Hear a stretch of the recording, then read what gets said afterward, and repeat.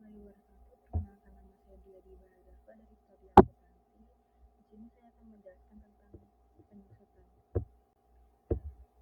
Ini adalah isi cara menghitung besaran penyusutan. Yang pertama ada pengertian penyusutan, yang kedua istilah dalam penyusutan, dan yang ketiga metode penyusutan garis lurus, dan yang terakhir metode jam jasa. Pengertian penyusutan. Penyusutan atau dikenal depresiasi adalah suatu istilah akuntansi yang didefinisikan sebagai jumlah aktiva tetap yang dapat disusutkan sepanjang masa manfaat yang telah diperhitungkan. Aktiva tetap yang dapat memiliki nilai penyusutan meliputi 1. Akumulasi penyusutan peralatan, 2. Akumulasi penyusutan kendaraan, 3. Akumulasi penyusutan bangunan atau gedung, 4. Akumulasi penyusutan finansial. Faktor-faktor yang mempengaruhi biaya penyusutan. Yang pertama ada harga perolehan. Nilai perolehan aktiva adalah harga perolehan suatu barang atau harga beli yang ditambah dengan semua beban. Yang kedua ada umur ekonomis. Perkiraan umur pakai aktiva adalah periode yang diharapkan oleh suatu perusahaan pada aktiva tersebut. Yang ketiga nilai sisa atau nilai residu. Nilai sisa aktiva adalah perkiraan nilai jual kembali suatu aktiva pada akhir masa manfaat aktiva tersebut. Yang terakhir ada metode penyusutan yang digunakan.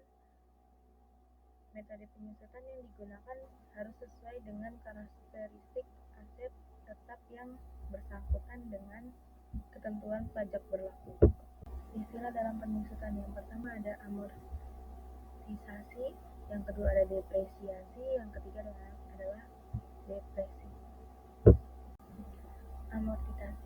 Amortisasi adalah prosedur pembayaran utang yang dilakukan secara bertahap dalam periode waktu yang telah ditentukan. Contoh amortisasi seperti melakukan pembayaran bulanan atas pinjaman KPR, utang kartu kredit, kredit kendaraan, kredit modal maupun kredit kebutuhan lainnya. Untuk pembisnis biasanya amortisasi dilakukan untuk menilai suatu penjualan nantinya. Contohnya, perusahaan A memiliki hak paten atas mesin pengolah jagung selama 10 tahun.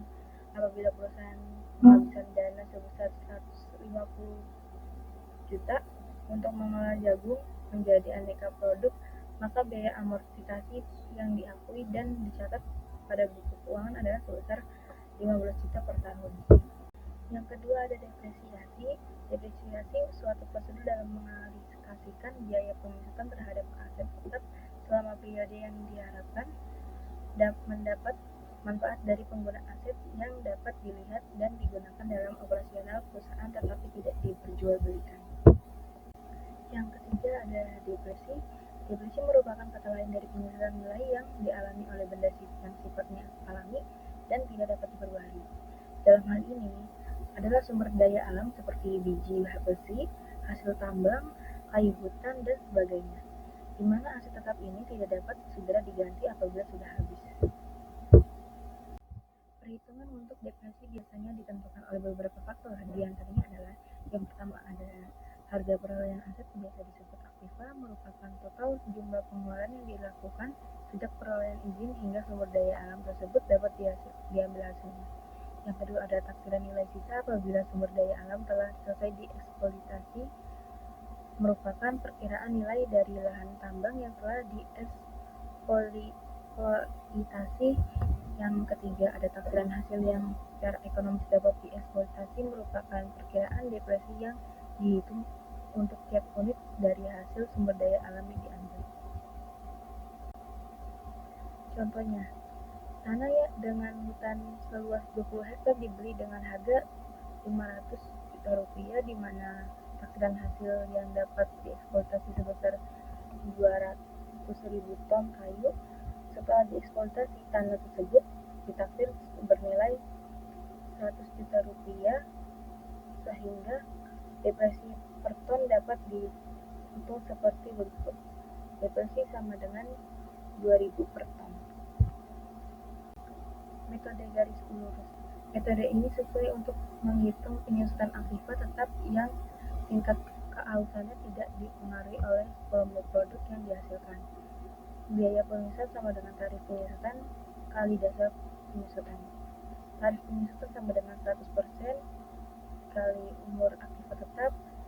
Dasar penyusutan sama dengan harga perolehan dikurang nilai jasa beban penyusutan atau per tahun sama dengan biaya perolehan dikurang nilai yang diseju dibagi masa manfaat umur ekonomis.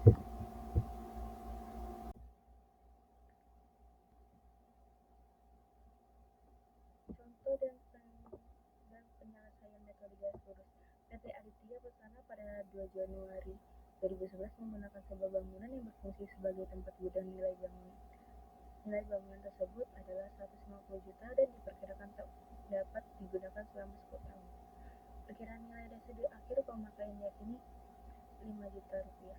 Ditanya, hitunglah nilai depresiasi atau penyusutan per tahun dengan metode garis lurus.